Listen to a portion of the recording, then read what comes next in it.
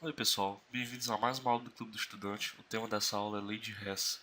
Bom, eu posso enunciar a lei de Hess da seguinte forma: a variação de entalpia em uma reação química depende apenas dos estados inicial e final da reação. Bom, o que isso significa? Para elucidar melhor, eu vou usar esse exemplo aqui. Eu tenho um carbono sólido na forma de grafite, reagindo com oxigênio gasoso, resultando em dióxido de carbono, CO2. Bom, eu posso representar essa reação aqui tanto dessa forma aqui que está, quanto dessa forma aqui embaixo. O carbono na forma de grafite reagindo com um meio de O2, formando monóxido de carbono. E depois esse monóxido de carbono reagindo com um meio de O2, formando dióxido de carbono. Independentemente da forma como eu retratar, a variação de entalpia vai ser a mesma. Então, bom, o interessante da lei de Hess são as consequências dela, que as consequências da lei de Hess. As equações termoquímicas podem ser somadas, como se fossem equações comuns, equações matemáticas. Invertendo-se uma equação, o sinal do ΔH se inverte também. Equações termoquímicas podem ser multiplicadas e divididas. Bom, nós vamos explicar cada uma dessas consequências, cada um desses tópicos nesse vídeo.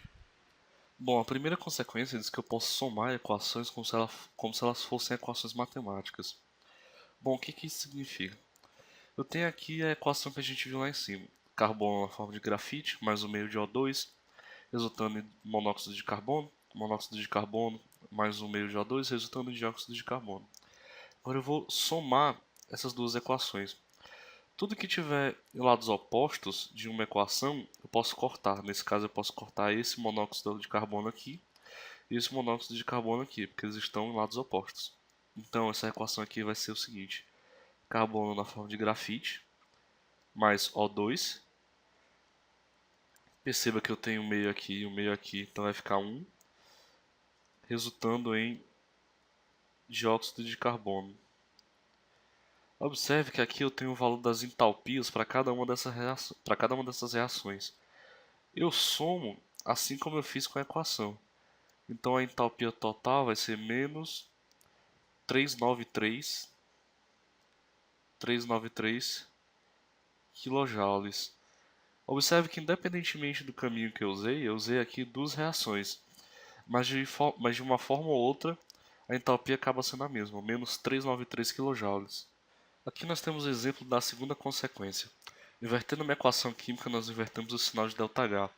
Observe que aqui é a primeira equação mostrada no vídeo. Carbono na forma de grafite, mais O2 resultando em dióxido de carbono.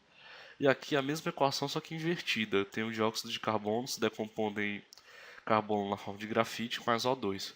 Observe que aqui eu posso cortar esse CO2, esse C, esse outro carbono, esse O2 e esse O2. Logo aqui embaixo sobra zero. Tem nenhuma substância que satisfaça essa soma aqui.